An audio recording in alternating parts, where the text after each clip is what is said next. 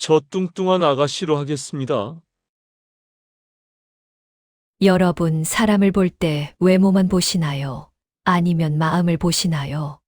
사람을 보되것만 보지 말고 속을 보라. 참 오래된 말이지요. 하지만 세상 사람들 대부분은 겉만 보고 판단합니다. 아름다운 얼굴, 화려한 옷차림, 그런 것들만 보고 사람의 가치를 매기곤 하지요. 옛날 옛적 호랑이가 담배 피던 시절, 어느 고을에 전해 내려오는 이야기가 있습니다. 절세미인을 포기하고 뚱뚱한 아가씨를 선택한 한 남자의 이야기. 그리고 그 선택이 가져온 놀라운 결과 이야기를요. 자, 그럼 이제 시작해 볼까요? 구독과 좋아요 중에 한 개는 하셔야죠. 우! 최대감 댁은 그 고을에서 손꼽히는 양반가였습니다. 대대로 높은 벼슬을 지낸 집안이었지요. 넓은 기와집에 하인만 수십 명이었어요. 무엇보다 최대감에게는 자랑거리가 있었습니다. 바로 5딸이었지요. 큰딸부터 넷째 딸까지는 모두 절세미인이었습니다. 저 집 큰아가씨 보셨소. 달 같은 얼굴에 버들 같은 허리라오. 둘째 아가씨는 더하지 않소. 연꽃 같은 자태가. 마을 사람들은 최대감 댁 앞을 지날 때마다 입을 모았어요.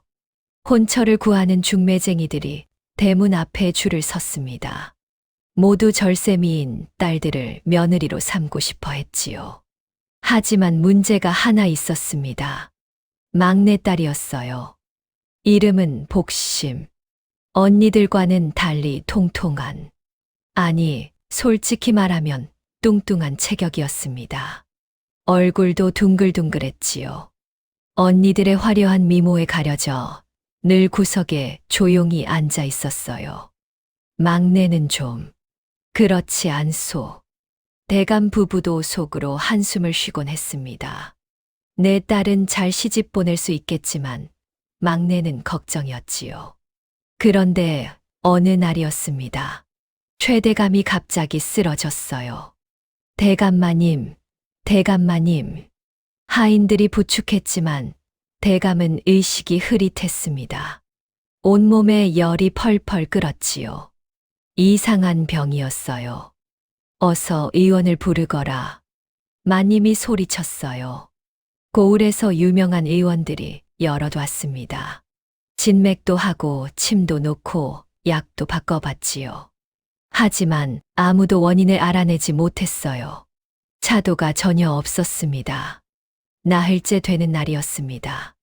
대감은 거의 의식을 잃었어요. 가족들은 울음을 터뜨렸습니다.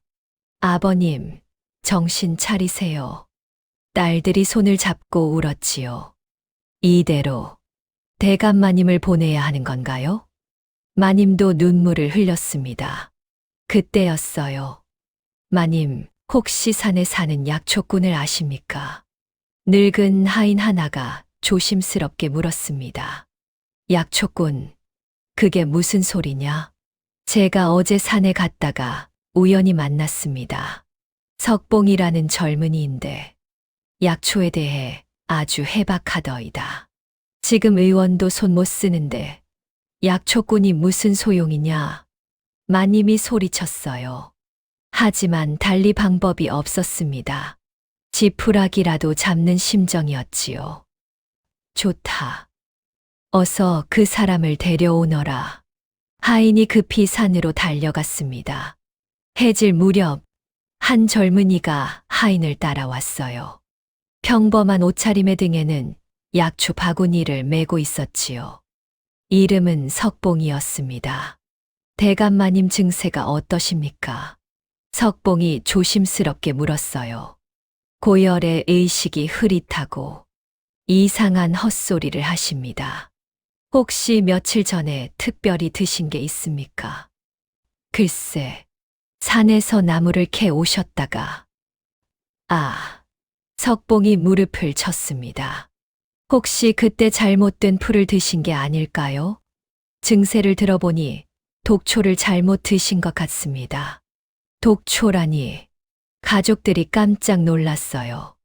걱정 마십시오. 해독할 수 있는 약초가 있습니다. 다만, 석봉이 말을 멈췄어요. 다만 뭐냐? 어서 말해보거라. 그 약초가 깊은 산 속에만 있습니다. 찾으러 가려면 며칠은 걸릴 것 같습니다. 며칠이고 일주일이고 상관없다. 어서 다녀오너라. 마님이 애원했지요. 석봉은 고개를 끄덕였습니다. 최선을 다해보겠습니다. 그는 바로 그 자리에서 산으로 떠났어요. 하루가 지나고 이틀이 지났습니다. 대감의 상태는 점점 나빠졌어요. 숨소리도 가늘어졌지요. 저 약초꾼 도망간 게 아닐까요? 하인들이 수근거렸습니다. 하지만 마님은 믿고 기다렸어요. 사흘째 되는 밤이었습니다. 석봉이 돌아왔어요. 온몸이 땀과 흙으로 범벅이었습니다. 옷은 찢어지고 손발이 지쳐 있었지요. 하지만 그의 손에는 약초가 들려 있었어요. 찾았습니다. 석봉이 헐떡이며 말했습니다. 고맙네. 정말 고맙네. 마님이 석봉의 손을 잡았어요. 석봉은 쉬지도 않고 바로 약을 다리기 시작했습니다. 밤새도록 정성껏 다렸지요. 불 조절도 세심하게 했어요. 이제 됐습니다. 새벽녘 석봉이 약을 들고 왔습니다. 대감에게 조심스럽게 약을 먹였어요. 한 숟가락, 두 숟가락. 모두들 숨을 죽이고 지켜봤습니다. 시간이 흘렀어요. 처음엔 아무 변화가 없었지요. 하지만 서서히, 아주 서서히 대감의 열이 내리기 시작했습니다. 숨소리도 조금씩 고르게 돌아왔어요. 열이 내리는 것 같습니다. 마님이 이마를 짚어보며 말했어요. 밤새도록 가족들이 곁을 지켰습니다. 석봉도 함께 지켜봤지요. 대감의 상태는 조금씩, 하지만 확실히 좋아졌어요. 다음 날 아침이었습니다. 대감이 신음소리를 냈어요. 대감 마님. 마님이 소리쳤습니다. 대감의 얼굴에 핏기가 돌아왔습니다. 천천히 눈을 떴어요. 물을. 대감 마님, 정신이 드십니까? 여기가 어디요? 대기십니다. 가족들이 울면서 기뻐했어요. 대감은 그날 하루 푹 쉬었습니다. 죽을 먹고 기력을 회복했지요. 이틀째가 되자 완전히 건강해졌어요. 죽을 병에서 돌아온 거였습니다. 은인이 누구요? 대감이 물었습니다. 석봉이라는 약초꾼입니다. 당장 불러오시오. 석봉이 들어왔어요. 여전히 누추한 옷차림이었지요. 대감은 석봉의 손을 꼭 잡았습니다. 당신이 내 목숨을 살려주셨소. 아닙니다. 제가 한 일은 아니요. 당신은 내 생명의 은인이요. 대감의 눈에 눈물이 맺혔어요. 깊은 산을 헤매며 약초를 구해왔다 들었소. 며칠 밤을 안 주무시고 약을 다렸다지 않소. 당연히 해야 할 일을 했을 뿐입니다. 석봉이 겸손하게 답했어요. 대감은 석봉의 인품에 감동했습니다. 능력도 뛰어나고 마음씨도 착한 젊은이였지요. 이 은혜를 어찌 갚으면 좋겠소. 은혜라니요. 대감마님께서 건강하신 게 제겐 큰 기쁨입니다. 아니요. 나는 반드시 이 은혜를 갚아야겠소. 대감이 단호하게 말했어요. 무엇이든 원하는 것을 말해보시오. 금은 보화든 땅이든 집이든 내가 줄 수 있는 건 다 드리겠소. 석봉은 잠시 생각했습니다. 사실 그에게도 바라는 게 있었어요. 하지만 지금 당장 말하기엔 조심스러웠지요. 대감마님, 제게 시간을 주십시오. 시간. 네. 무엇을 원하는지 생각할 시간을 주십시오.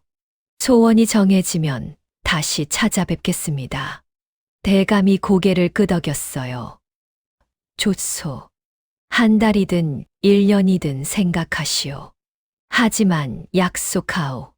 당신이 원하는 것 무엇이든 들어드리겠소. 감사합니다. 대감마님. 석봉이 깊이 절했습니다. 그렇게 석봉은 최대감 댁을 나섰어요. 대감 가족들은 모두 고개를 갸웃거렸지요. 대체 무슨 소원을 빌려는 걸까? 금은보화를 마다하다니. 이상한 사람이야. 하인들도 수군거렸습니다. 하지만 석봉의 마음속에는 이미 결정이 되어 있었어요. 다만 때를 기다릴 뿐이었지요. 과연 석봉은 무슨 소원을 빌 걸까요? 그 답은 석 달 뒤에 밝혀집니다. 석 달이 흘렀습니다. 최대감 댁은 평온을 되찾았어요. 대감은 완전히 건강해졌지요. 매일 아침 산책을 하고 식사도 잘 하셨습니다. 그 약초꾼은 어찌 됐나? 대감이 가끔 물었어요. 소식이 없습니다. 대감마님. 약속을 잊었나 보구나. 대감도 서운했지만 어쩔 수 없었지요. 그런데 어느 날 아침이었습니다. 석봉이 최대감 댁을 찾아왔어요. 대감은 반가워하며 그를 맞이했습니다. 석봉은 여전히 수수한 옷차림이었지만 얼굴은 단정했어요. 대감이 물었습니다. 그런데 오늘은 무슨 일로? 석봉이 깊이 절했습니다. 소원을 말씀드리러 왔습니다. 아, 그래. 내가 약속했지. 무엇이든 들어주마. 금은보화가 필요한가? 땅이 필요한가? 대감이 흔쾌히 물었어요. 석봉은 잠시 숨을 고르더니 말했습니다. 대감마님의 따님 중 한 분을 제 아내로 주십시오. 대감이 귀를 의심했어요. 석봉이 또박또박 다시 말했습니다. 따님 중 한 분과 혼인하고 싶습니다. 대감은 말문이 막혔습니다. 내 딸을 약초꾼에게. 속으로 당황했지요.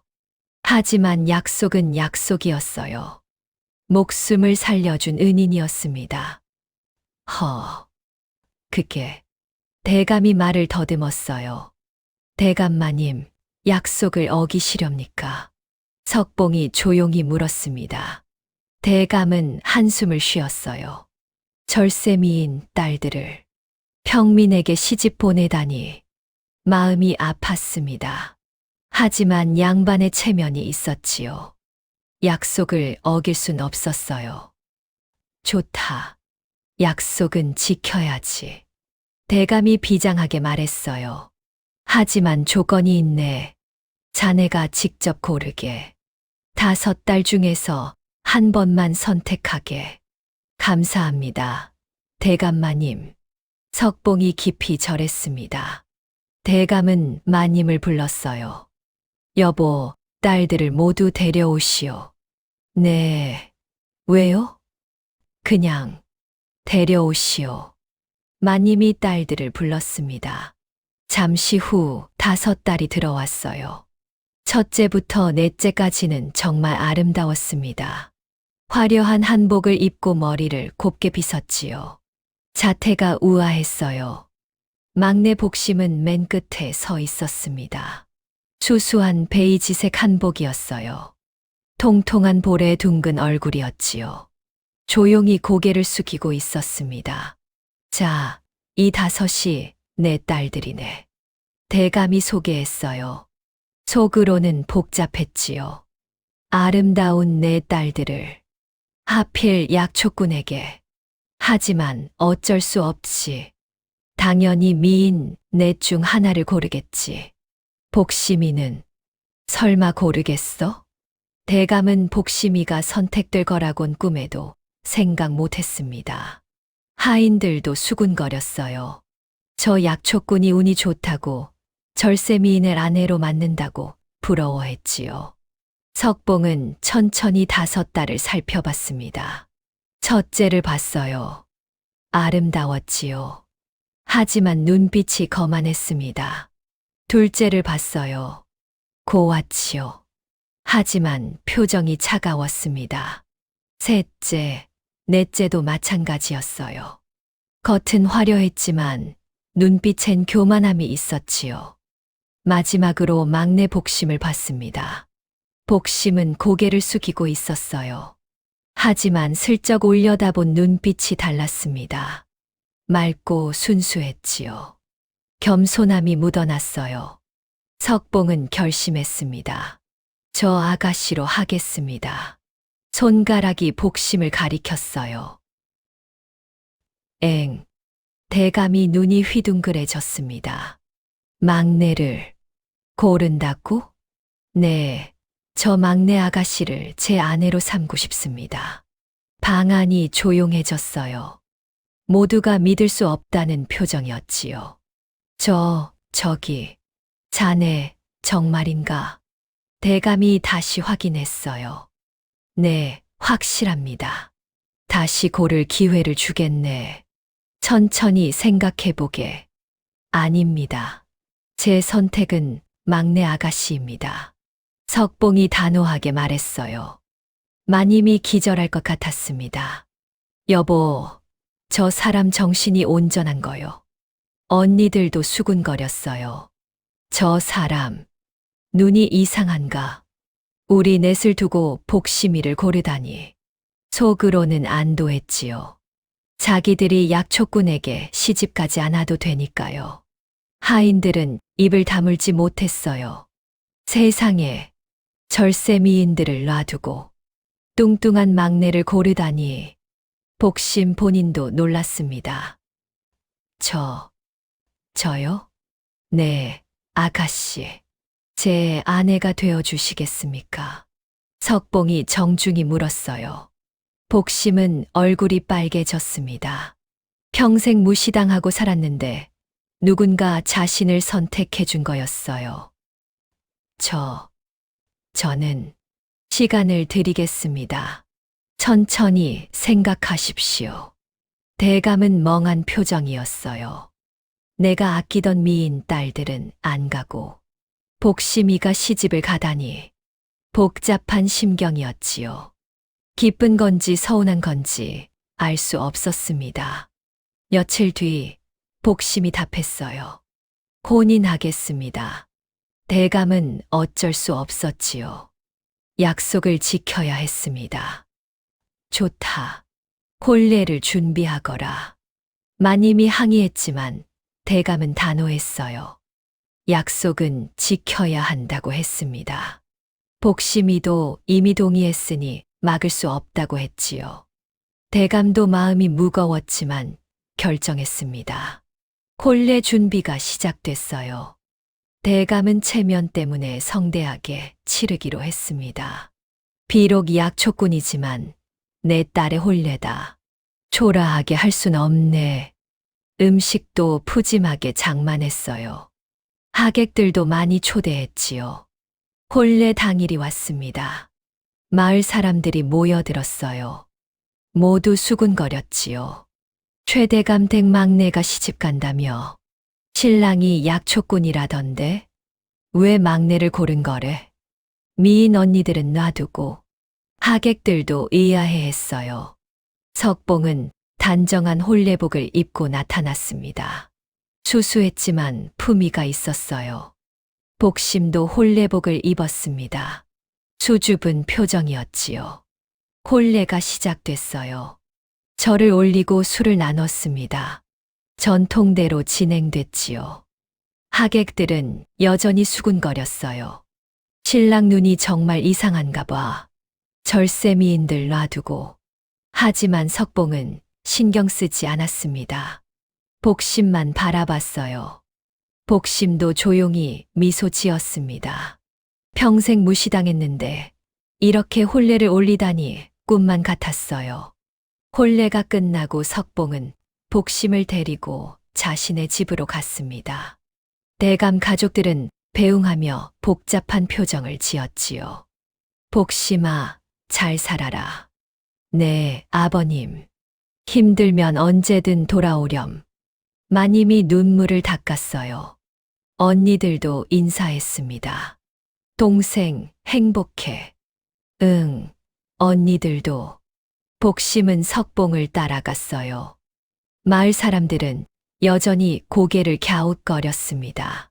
저 약초꾼, 나중에 후회하겠지. 미인을 포기하고 뚱녀를 선택하다니. 참 이상한 사람이야. 하지만 석봉은 확신이 있었어요. 마차를 타고 가면서 속으로 생각했지요. 5자매 중 유일하게 눈빛이 진실된 사람은 복심이었네.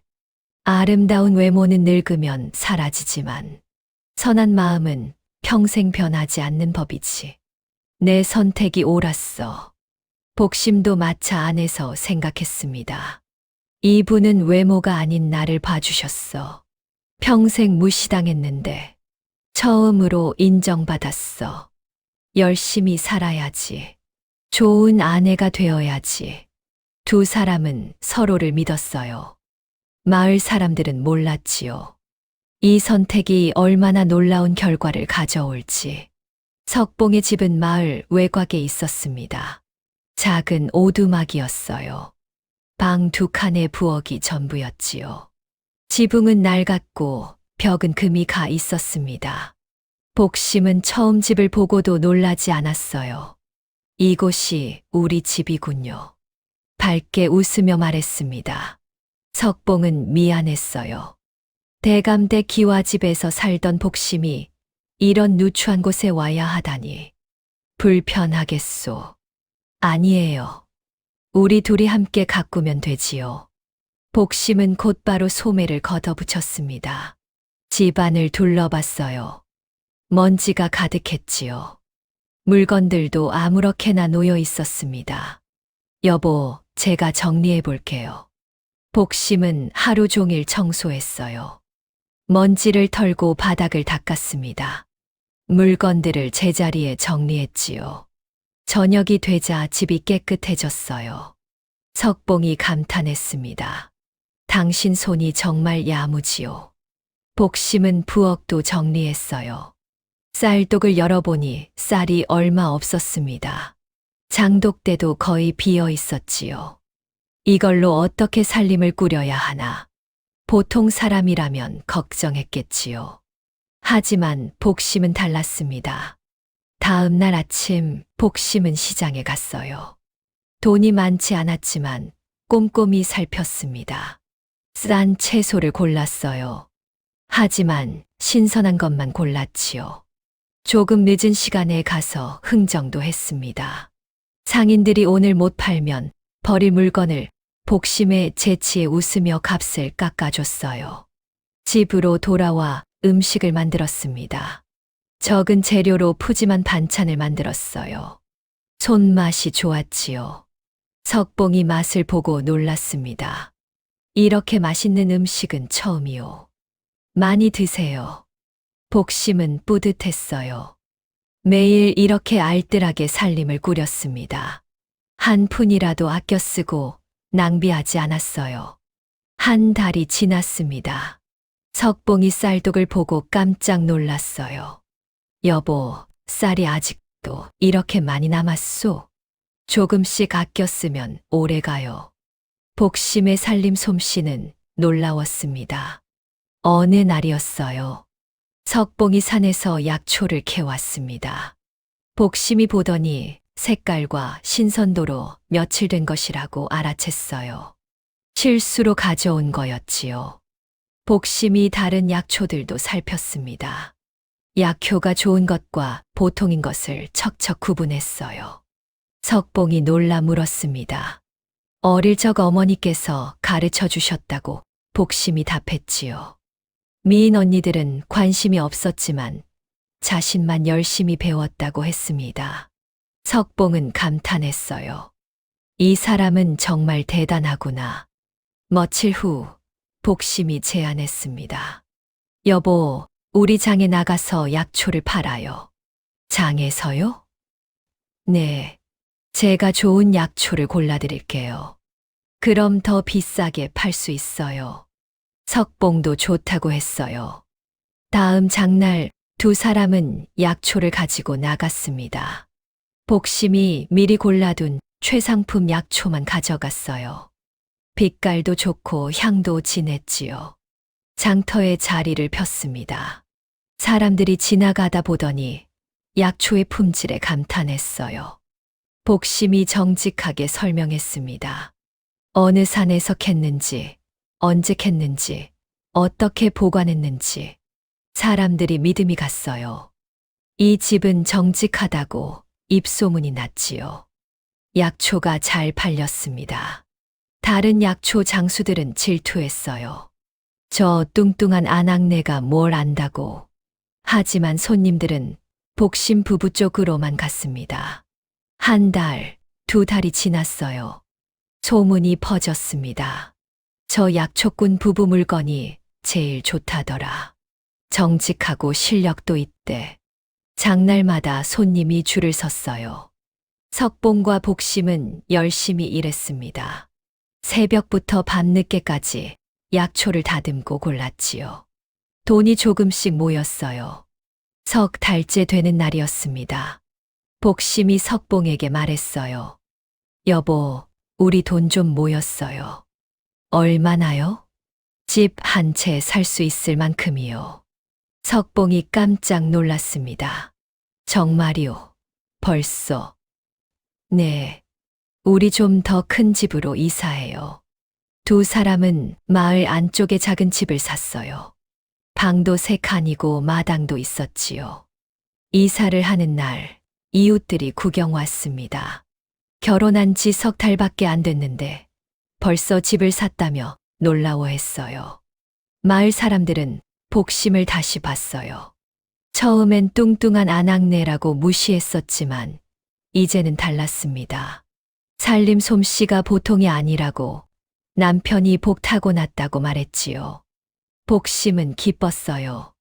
평생 무시당했는데 이제 인정받는 기분이었지요. 그 무렵 복심의 언니들 소식이 들려왔습니다. 첫째 언니는 고관집에 시집 갔어요. 하지만 문제가 생겼지요. 허영심이 너무 강했습니다. 비싼 옷, 비싼 장신구만 사들였어요. 시댁 살림을 탕진했지요. 시어머니가 혀를 찼습니다. 돈 쓸 줄만 알지 벌 줄은 모르는 며느리라고 했지요. 빚이 쌓였어요. 시댁에서는 첫째 언니를 점점 멀리했습니다. 둘째 언니는 부잣집에 갔어요. 하지만 낭비벽이 심했습니다. 쓸데없는 물건을 계속 샀지요. 남편의 재산이 줄어들었어요. 남편이 돈 관리를 할 줄 모른다며 화를 냈습니다. 시댁 식구들도 둘째를 못마땅해 했어요. 셋째와 넷째 언니도 마찬가지였습니다. 살림은 못하고 꾸미기만 좋아했어요. 시댁에서 절세미인이라더니 집안일은 하나도 못한다며 무시당했지요. 네 언니 모두 시댁에서 구박받았습니다. 최대감이 소식을 듣고 한숨을 쉬었어요. 미인이라고 다 좋은 게 아니었구나. 마님도 걱정이 많았습니다. 복심이는 어떻게 지내고 있을까? 하인을 보내 알아보게 했어요. 하인이 돌아와 보고했습니다. 막내 아가씨가 석 달 만에 집을 샀고 약재상도 잘 되며 마을 사람들이 모두 칭찬한다고 했지요. 대감 부부가 놀랐어요. 대감은 복잡한 심정이었습니다. 미인 넷은 고생하고 뚱뚱한 막내가 잘 사네. 사람은 정말 겉모습으로 판단하면 안 되는구나. 마님도 감탄했어요. 복심이가 그렇게 똑똑했나? 제가 몰랐어요. 항상 구석에 조용히 있어서. 부모는 뒤늦게 깨달았습니다. 복심의 진짜 가치를요. 한편 석봉과 복심은 행복했습니다. 약재상은 날로 번창했어요.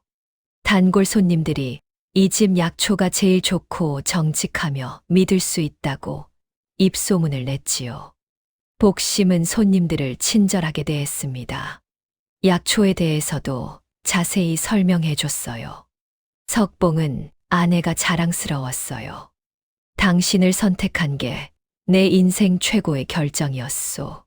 저도 행복해요. 복심은 환하게 웃었습니다. 통통한 볼이 더욱 귀여워 보였지요. 마을 사람들도 이제 복심을 존중했습니다. 처음엔 무시했지만 겉모습만 보고 판단했던 게 부끄럽다고 했어요. 외모보다 중요한 게 많다는 걸 깨달았지요. 복심 부부의 성공 이야기는 마을에 퍼졌어요. 약초꾼이 뚱뚱한 아낙네와 결혼해서 부자가 됐다는 소문이었지요. 사람들은 역시 사람은 속을 봐야 하고 미인도 좋지만 능력이 더 중요하다고 고개를 끄덕였습니다. 석봉과 복심의 새로운 삶이 시작됐습니다. 하지만 이건 시작에 불과했어요. 앞으로 더 놀라운 일들이 기다리고 있었지요. 계절이 바뀌었습니다. 석봉과 복심의 약재상은 마을에서 가장 잘 나가는 가게가 됐어요. 단골 손님들이 많았고 소문도 좋았지요. 어느 날 아침이었습니다. 마을 이장이 방을 하나 들고 왔어요. 관아에서 내린 공고문이었지요. 내용은 이랬습니다. 궁궐에서 약재 진상품을 선정한다는 거였어요. 전국의 약재상들이 신청할 수 있었지요. 가장 좋은 약재를 올린 상인에게는 큰 상금과 왕실 납품상 인증서를 준다고 했습니다. 마을 사람들이 모여 수군거렸어요. 왕실 납품상이 되면 명예가 대단하다고들 했지요. 전국적으로 이름이 알려진다고 했습니다. 석봉도 공고문을 받습니다. 집에 돌아와 복심에게 얘기했어요. 우리도 도전해볼까 하고 조심스럽게 물었지요. 복심은 잠시 생각하더니 고개를 끄덕였습니다. 해봐요. 단 한마디였지만 확신이 담겨 있었어요. 다음 날부터 두 사람은 준비를 시작했습니다. 석봉은 산으로 갔어요. 최상금 약초만 찾아다녔지요. 깊은 산속까지 들어가 정성껏 했습니다. 복심은 집에서 기다렸어요. 석봉이 가져온 약초를 하나하나 살폈지요. 빛깔을 보고 향을 맡았습니다. 손으로 만져보고 줄기를 확인했어요. 조금이라도 흠이 있으면 곤란했지요. 며칠 밤을 새웠습니다. 최종적으로 선별한 약초는 정말 완벽했어요. 색깔이 선명하고 향이 진했지요. 벌레 먹은 곳도 없고 썩은 부분도 없었습니다. 복심은 포장도 신경 썼어요. 깨끗한 천으로 약초를 하나씩 정성껏 싸맸습니다. 겉포장도 단정하게 했지요. 보기만 해도 정성이 느껴졌어요. 마침내 완성됐습니다. 석봉이 약재를 들고 도성으로 떠났어요. 복심도 함께 갔지요. 도성에는 전국에서 약재상들이 모여들었습니다. 수십 명이 넘었어요. 모두 자신의 약재가 최고라고 자신했지요. 석봉 부부가 도착하자 사람들이 수근거렸습니다. 복심의 통통한 체격을 보고 놀란 표정을 지었어요. 저런 사람이 약재를 안다고 비웃는 이들도 있었지요. 한 늙은 약재상이 코웃음을 쳤습니다. 자기는 30년 경력이라며 으스댔어요.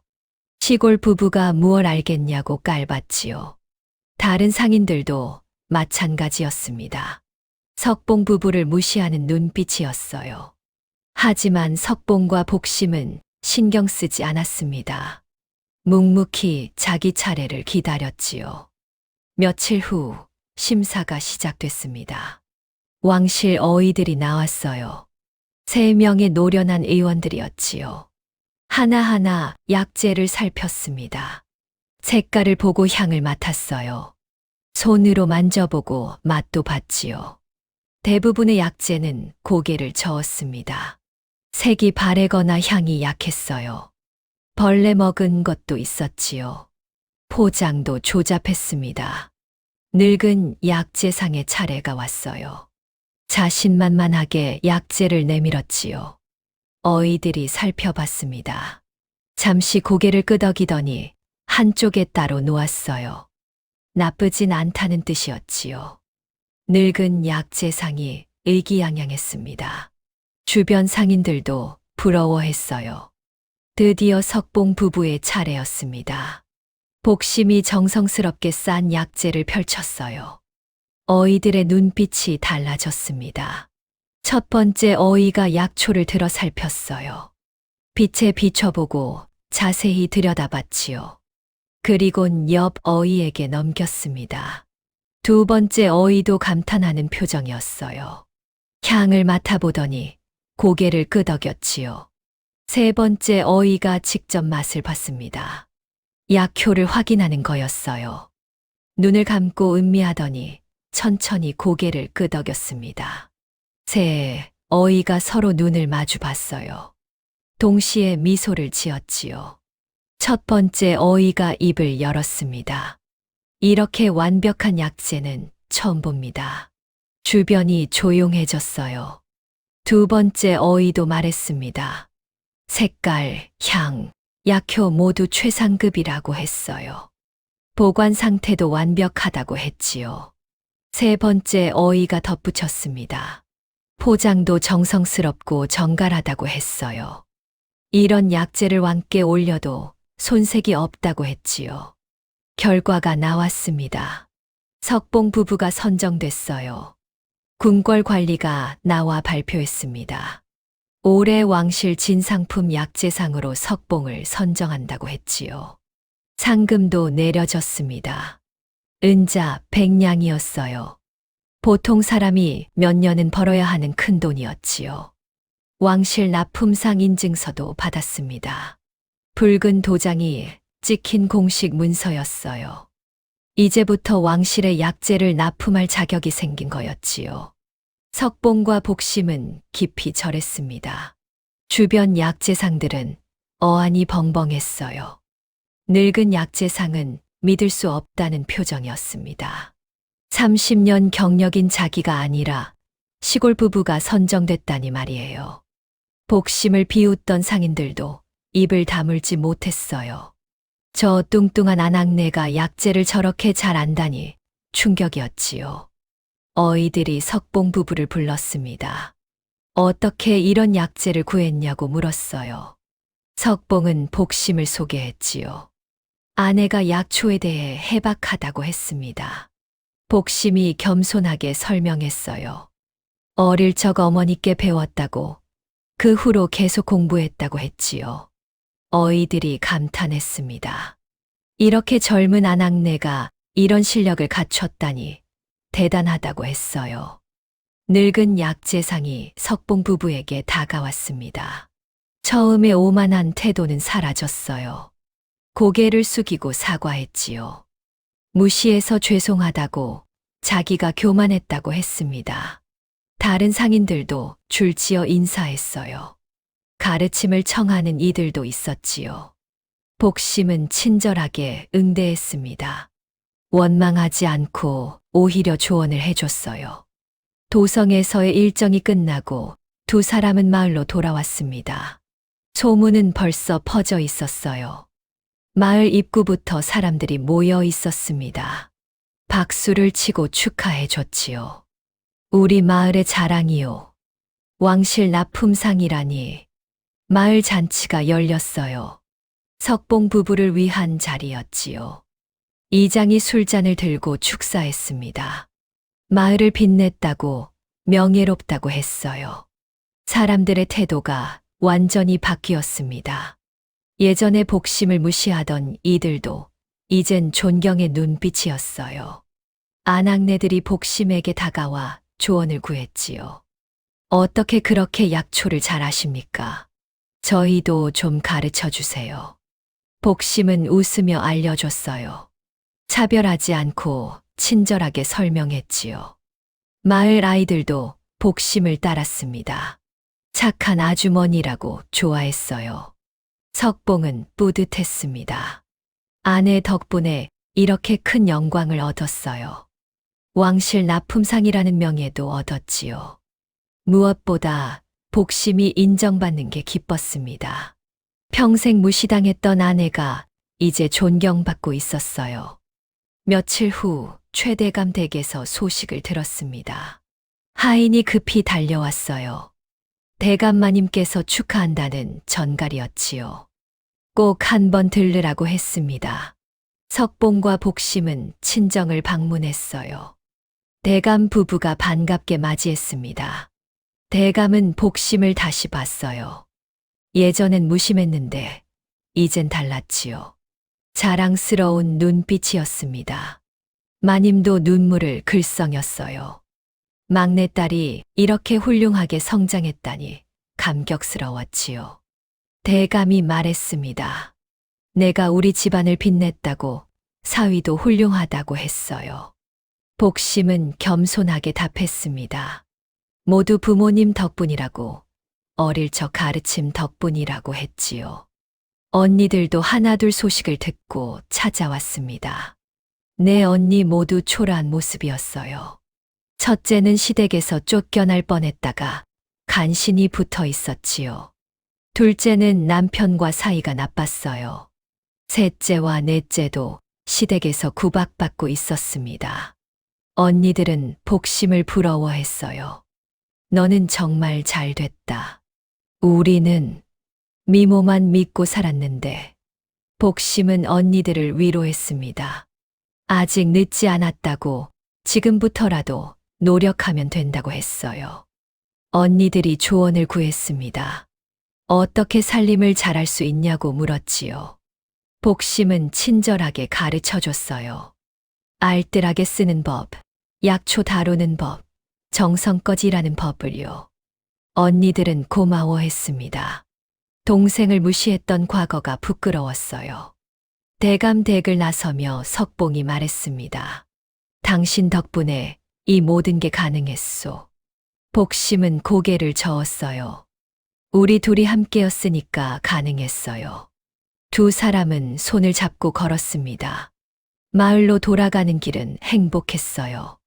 이제 석봉 부부는 마을에 존경받는 부부가 됐습니다. 왕실 납품상이라는 명예도 얻었지요. 하지만 이건 끝이 아니었어요. 더 큰 기회가 기다리고 있었습니다. 계절은 봄에서 여름으로 접어들었습니다. 왕실 납품상이 된 후 석봉 부부의 약재상은 더욱 번창했어요. 왕실에 정기적으로 약재를 납품했고 돈도 많이 벌었지요. 두 사람은 넉넉한 살림을 꾸렸습니다. 창고엔 쌀이 가득했고 돈괴도 두둑했어요. 하지만 복심은 요즘 불안했습니다. 매일 아침 마당에 나가 하늘을 올려다봤어요. 구름의 모양을 살폈지요. 바람의 방향도 확인했습니다. 밭에도 자주 나갔어요. 흙을 만져보고 풀잎을 살폈지요. 석봉이 물었습니다. 무슨 걱정이 있냐고요. 복심이 대답했어요. 올해 큰 흉년이 올 것 같아요. 석봉이 놀랐습니다. 지금은 농사가 한창 잘 되고 있었거든요. 복심이 설명했습니다. 비가 너무 적게 온다고 했어요. 땅이 말라가고 있다고 했지요. 메뚜기 떼의 움직임도 이상하다고 했습니다. 어릴 적 어머니에게 배운 거였어요. 흉년의 징조를 읽는 법이었지요. 석봉은 복심을 믿었습니다. 지금까지 복심의 판단이 틀린 적이 없었거든요. 그럼 어떻게 해야 하오? 복심이 진지하게 말했습니다. 지금 쌀을 사두자고 했어요. 많이 사두자고 했지요. 석봉은 고민했습니다. 지금은 쌀값이 쌌어요. 풍년이 예상됐으니까요. 하지만 쌀을 대량으로 사려면 돈이 많이 들었지요. 그동안 번 돈을 거의 다 써야 했습니다. 만약 흉년이 오지 않으면 큰 손해였어요. 쌀값이 떨어지면 망할 수도 있었지요. 하지만 석봉은 결심했습니다. 좋소. 당신을 믿겠소. 다음 날부터 두 사람은 쌀을 사들이기 시작했습니다. 이 마을 저 마을 돌아다니며 쌀을 샀어요. 창고를 가득 채웠지요. 그래도 모자라 새 창고를 더 빌렸습니다. 마을 사람들이 이상하게 봤어요. 저 부부가 왜 쌀을 저렇게 사 모으나? 지금 쌀값 싼데 말이야. 나중에 쌀값 떨어지면 큰일 나는 거 아냐? 다른 상인들은 비웃었습니다. 왕실 납품상이 되더니 욕심이 생겼나 보다고 했어요. 쌀 장사로 한몫 잡으려나 보다고 했지요. 늙은 약재상도 고개를 저었습니다. 풍년인데 쌀을 사 모으다니 어리석다고 했어요. 하지만 석봉과 복심은 계속했습니다. 그렇게 한 달이 지났어요. 창고 3개가 쌀로 가득 찼습니다. 그동안 벌었던 돈이 거의 바닥났지요. 마을 사람들은 더욱 수군거렸습니다. 저 부부가 미쳤다고 망할 거라고 했어요. 석봉도 가끔 불안했습니다. 정말 흉년이 올까 하고요. 하지만 복심은 확신이 있었어요. 매일 하늘을 보고 땅을 살폈지요. 징조는 더욱 뚜렷해졌습니다. 그리고 2달째가 됐습니다. 가뭄이 시작됐어요. 비가 한 방울도 오지 않았습니다. 뜨거운 햇볕만 내리쬐었지요. 농부들이 걱정하기 시작했어요. 논이 갈라졌고 밭이 말랐습니다. 비가 와야 하는데 이러다 농사 망치겠어. 한 달 더 지났습니다. 가뭄은 계속됐어요. 강물도 줄어들었지요. 농작물이 시들기 시작했습니다. 벼는 제대로 자라지 못했어요. 보리도 누렇게 말랐지요. 농부들이 울상이 됐습니다. 이건 흉년이야. 올해 농사는 다 망했어. 마을 이장이 모여서 대책을 논의했어요. 하지만 별 수가 없었지요. 하늘이 비를 내려야 하는데 사람이 어찌할 수 없었습니다. 추수 때가 됐습니다. 수확량은 평년의 절반도 안 됐어요. 어떤 밭은 아예 수확할 게 없었지요. 온 나라가 흉년이었습니다. 쌀값이 오르기 시작했어요. 처음엔 조금씩 올랐습니다. 하지만 곧 급격히 치솟았지요. 한 달 사이에 2배가 됐어요. 다시 한 달 후엔 3배가 됐습니다. 5배까지 올랐지요. 사람들이 경악했습니다. 쌀을 구할 수가 없어. 돈이 있어도 살 데가 없어. 부자들도 쌀을 구하느라 애를 먹었어요. 가난한 백성들은 굶주리기 시작했지요. 그제야 마을 사람들이 깨달았습니다. 석봉 부부가 미리 알았던 거야. 그래서 쌀을 사 모았구나. 우릴 비웃었던 우리가 어리석었어. 사람들이 석봉 부부를 찾아왔습니다. 쌀을 팔아달라고 애원했어요. 얼마든지 주겠다고 했지요. 복심이 석봉에게 말했습니다. 여보, 우리가 해야 할 일이 있어요. 석봉이 물었습니다. 무슨 일이냐고요? 복심이 계획을 설명했어요. 부자들에게는 비싸게 팔자고 했습니다. 지금 시세대로 받자고 했지요. 그들은 돈이 있으니 낼 수 있다고 했어요. 하지만 가난한 백성들에게는 다르게 하자고 했습니다. 공짜로 빌려주자고 했어요. 나중에 형편이 나아지면 갚으라고 하자고 했지요. 석봉은 복심을 바라봤습니다. 아내의 마음씨에 감동했어요. 돈을 벌 수도 있었지만 백성을 먼저 생각하는 거였지요. 좋소. 그렇게 합시다. 다음 날 석봉 부부는 공고를 냈습니다. 쌀을 판다고 하지만 2가지 방식이라고 했어요. 부자들이 먼저 왔습니다. 마을의 부유한 상인들과 양반들이었어요. 쌀이 절실했지요. 복심은 시세대로 받았습니다. 비싼 값이었어요. 하지만 부자들은 기꺼이 냈지요. 쌀이 없으면 살 수 없었으니까요. 큰 돈이 들어왔습니다. 석봉과 복심은 그동안 투자한 돈의 몇 배를 벌었어요. 엄청난 이익이었지요. 하지만 그게 끝이 아니었습니다. 가난한 백성들이 왔어요. 움츠러든 모습이었습니다. 돈이 없어서 쌀을 살 수 없었거든요. 복심이 나와 말했습니다. 여러분, 염려 마세요. 그리고 창고를 열었어요. 필요한 만큼 가져가세요. 돈은 나중에 주셔도 됩니다. 백성들이 놀랐습니다. 정말입니까?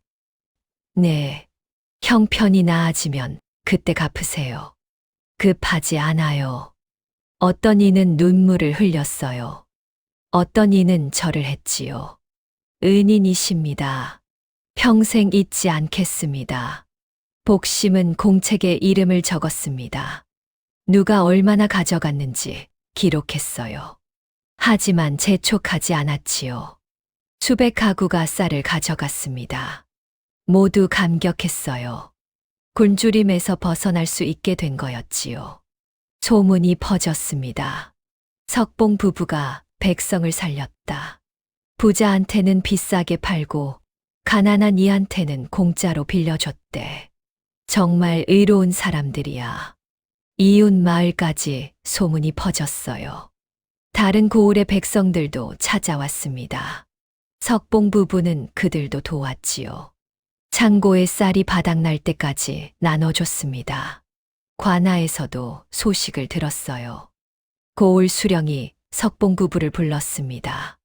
백성을 구한 공이 크다고 칭찬했어요. 수령은 즉시 조정에 보고했지요. 조정의 대신들이 논의했습니다. 작년 왕실 납품상이던 그 약초꾼이 이번엔 흉년을 예측해 백성을 구했다는 내용이었어요. 실력도 뛰어나고 인품도 훌륭하다는 평가가 나왔지요. 의정부에서 석봉을 등용할 수 있지 않을까 논의가 시작됐습니다. 한편 최대감도 소식을 들었습니다. 사위가 백성을 구했다는 소식에 감격했어요. 처음엔 약초꾼 사위가 못마땅했었지만 이제는 자랑스러웠지요. 마님도 막내딸이 대단해졌다며 기뻐했습니다. 미인 언니들의 사위들과는 비교가 안 됐어요. 대감은 조정의 대신들에게 사위를 칭찬했습니다. 명문가의 사위라는 점도 힘을 보탰지요. 조정에서 석봉에 대한 관심이 더욱 커졌어요. 석봉과 복심은 여전히 마을에서 백성들을 도왔습니다. 다음 해 농사가 나아지자 백성들이 하나둘 쌀을 갚기 시작했어요. 복심은 재촉하지 않았지만 고마운 마음에 모두 갚았지요. 석봉 부부는 더욱 부자가 됐지만 여전히 검소하게 살며 어려운 이웃을 도왔습니다. 백성들은 석봉 부부를 진심으로 존경했어요. 흉년을 예측한 지혜와 백성을 구한 의로움으로 전국에 명성이 퍼졌지요. 하지만 이건 끝이 아니었습니다. 조정에서 곧 놀라운 소식이 날아올 예정이었어요. 석봉 부부의 인생이 또 한 번 바뀔 일이 기다리고 있었지요. 그로부터 보름이 지났습니다. 어느 날 아침 관아에서 급한 전갈이 왔어요. 석봉 부부는 놀랐습니다. 궁궐에서 석봉을 부른다는 거였어요. 왕께서 직접 만나고 싶다고 하셨다는 전갈이었지요. 마을이 발칵 뒤집혔습니다. 왕께서 석봉을 부르신다고. 이건 큰일이야. 사람들이 모여들어 축하했어요. 왕의 부름을 받는다는 건 엄청난 영광이었지요. 석봉과 복심은 서둘러 준비했습니다. 가장 단정한 옷을 입었어요. 복심도 수수하지만 깨끗한 한복을 골랐지요. 며칠 후 두 사람은 도성으로 향했습니다. 길은 멀었지만 가슴이 두근거렸어요. 왕을 뵙는다는 게 실감이 나지 않았지요. 도성에 도착했습니다. 궁궐은 장엄했어요. 높은 담장과 화려한 기와가 햇빛에 반짝였지요. 관리가 석봉 부부를 안내했습니다. 궁궐 안으로 들어갔어요. 넓은 마당을 지나 정전으로 향했지요. 많은 신하들이 도열에 있었습니다. 모두 석봉 부부를 쳐다봤어요. 호기심 어린 눈빛이었습니다. 저 평민이 왕께 불려왔다는 게 신기했지요. 복심의 통통한 체격을 보고 수군거리는 이들도 있었어요. 하지만 복심은 의연했습니다. 고개를 꼿꼿이 들고 걸었지요. 드디어 왕 앞에 섰습니다. 석봉과 복심은 깊이 절했어요. 머리를 조아리고 예를 갖췄지요. 왕이 입을 열었습니다. 고개를 들어라. 두 사람이 고개를 들었어요. 왕은 온화한 표정이었습니다. 석봉을 살피고 복심도 받지요. 그대가 석봉이냐? 그러하옵니다. 전하. 왕이 고개를 끄덕였습니다. 소문을 들었노라.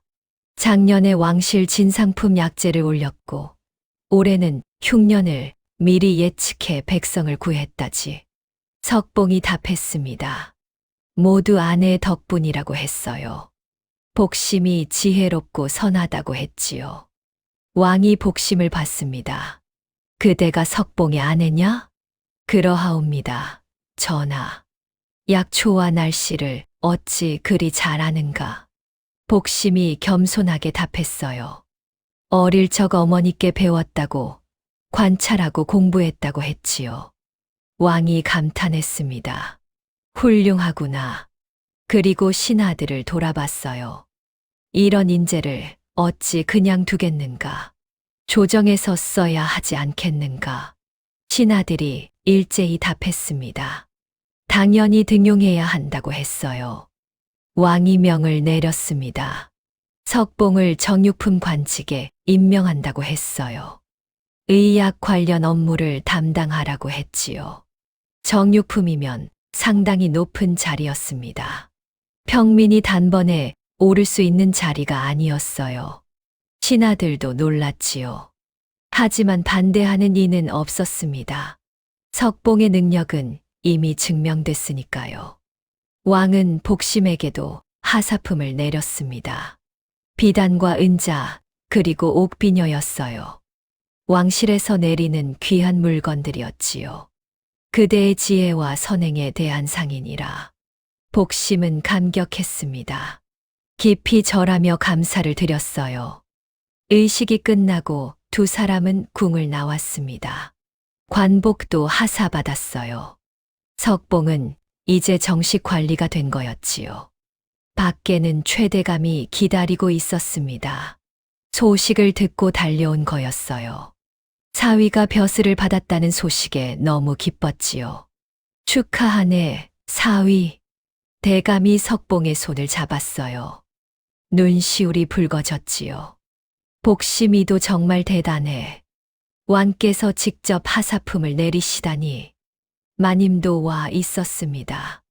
딸을 껴안으며 눈물을 흘렸어요. 최대감이 제안했습니다. 이제 사위가 관리인데 오두막에서 살 수는 없지. 내가 도성에 집을 하나 마련하겠네. 아닙니다. 장인어른. 저희가 직접 하겠습니다. 석봉이 정중히 사양했어요. 그동안 번 돈이 있었습니다. 그걸로 집을 살 수 있었지요. 며칠 후 석봉 부부는 도성에 기와집을 샀습니다. 큰 집은 아니었지만 품이 있는 집이었어요. 방도 여러 개 있고 마당도 넓었지요. 관리의 집으로 손색이 없었습니다. 마을 사람들이 작별 인사를 왔어요. 잘 가시오. 도성에서도 훌륭하게 사시길. 아쉬워하는 이들이 많았습니다. 석봉 부부가 떠나면 마을이 허전할 거였어요. 복심은 마을 사람들에게 감사했습니다.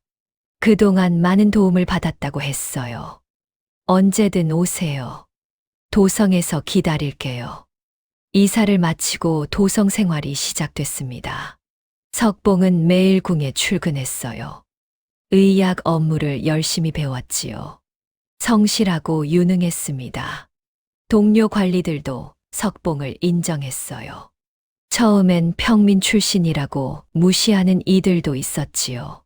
하지만 능력을 보고는 생각이 바뀌었습니다. 복심도 도성 생활에 적응했어요. 양반과 아낙네들과도 교류했지요. 처음엔 복심의 외모를 보고 수군거리는 이들이 있었습니다. 하지만 복심의 지혜와 인품을 알게 되자 태도가 바뀌었어요. 오히려 조언을 구하러 찾아왔지요. 그 무렵 친정에서 소식이 들려왔습니다. 내 언니 모두 시댁에서 쫓겨나 이혼했다고 했어요. 낭비와 무능력 때문이었지요. 지금은 친정에서 힘들게 지낸다고 했습니다. 복심은 마음이 아팠습니다. 하지만 지금은 때가 아니었어요. 언젠가 만날 기회가 있을 거라 생각했지요. 한편 석봉은 관직 생활을 잘 해나갔습니다. 성실하고 유능해서 상관들의 신임을 받았어요. 동료들과도 사이가 좋았지요. 왕도 석봉을 눈여겨봤습니다. 가끔 불러 의견을 물었어요. 석봉은 항상 정직하고 현명하게 답했지요. 참으로 훌륭한 인재로다. 왕이 만족해했습니다. 석봉과 복심의 명성은 날로 높아졌어요. 관리들 사이에서도 소문이 자자했습니다. 평민 출신이지만 능력과 인품을 갖춘 모범적인 부부라고 했지요. 백성들도 석봉 부부를 존경했습니다. 흉년 때 도움받았던 이들이 도성까지 찾아와 감사를 표했어요. 어느새 석봉은 당당한 관리가 됐습니다. 복심은 존경받는 관리 부인이 됐지요. 예전 오두막에서 살던 가난한 약초꾼과 무시받던 뚱뚱한 아가씨였는데 이제는 완전히 달라졌습니다. 하지만 두 사람은 교만하지 않았어요. 여전히 검소하게 살았습니다. 어려운 이웃을 돌봤지요. 겸손했습니다. 이것이 두 사람의 진짜 가치였어요. 1년이 지났습니다. 석봉은 관직에서 인정받는 유능한 관리가 됐어요. 복심은 지혜로운 관리 부인으로 존경받았지요. 어느 봄날 저녁이었습니다. 석봉과 복심은 집 마당에 앉아 있었어요. 따뜻한 바람이 불었지요. 석봉이 복심의 손을 잡았습니다. 당신을 처음 봤던 날이 기억나오. 복심이 웃었어요. 저도 기억해요. 석봉이 말했습니다. 대감댁에서 5 자매가 섰을 때 처음엔 아무도 눈에 들어오지 않았소. 하지만 당신을 봤을 때 달랐소. 복심이 고개를 갸웃했어요. 왜요? 당신만 눈빛이 진실했소. 겸손하고 선했지. 석봉이 계속 말했습니다. 그동안 이룬 모든 것이 복심 덕분이라고 했어요. 알뜰한 살림으로 돈을 모았고, 약초 지식으로 왕실 납품상이 됐고, 흉년 예측으로 백성을 구했다고 했지요.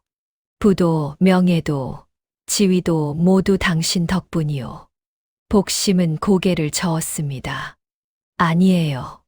저는 제가 할 수 있는 걸 했을 뿐이에요.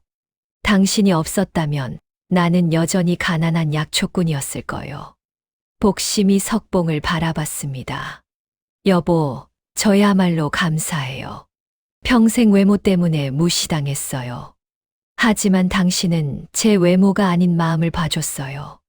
두 사람은 서로를 바라보며 미소 지었습니다. 그 순간이 행복했어요. 며칠 후였습니다. 최대감 댁에서 온 가족이 모이는 자리가 마련됐어요. 대감은 복심 앞에서 고개를 숙였습니다.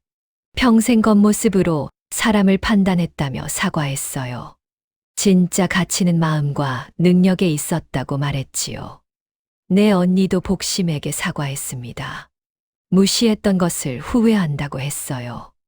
복심은 언니들을 안아주며 이제 진짜 자매로 지내자고 말했지요. 대감이 마을에 잔치를 열기로 했습니다. 며칠 후 마을에 큰 잔치가 열렸습니다. 온 마을 사람들이 모여 석봉 부부를 축하했어요. 음식이 넘쳤고 북소리와 웃음소리가 밤늦게까지 이어졌지요. 사람들은 겉모습이 아닌 마음을 보는 것이 얼마나 중요한지 이야기했습니다. 석봉과 복심은 그 모습을 바라보며 손을 꼭 잡았습니다. 자, 어떻습니까? 석봉의 선택 현명했지요? 겉모습에 속지 않고 마음을 본 덕분에 그는 평생의 행복을 얻었습니다. 이 이야기는 오래도록 마을에 전해져 내려온다고 하더군요. 오늘 이야기도 재미있게 들으셨나요? 사실 이 이야기는 전해 내려오는 고전 야담을 제가 현대적으로 직접 다시 써 내려간 창작물이었거든요. 조상들의 지혜를 더 흥미롭게 전해드리고 싶어서 대본부터 영상 제작까지 모든 과정을 제 손으로 직접 진행했죠. 앞으로도 문화적 가치와 재미를 담은 독창적인 이야기들로 찾아뵙겠습니다. 시청해 주셔서 감사합니다. 아래 구독 버튼을 눌러주세요.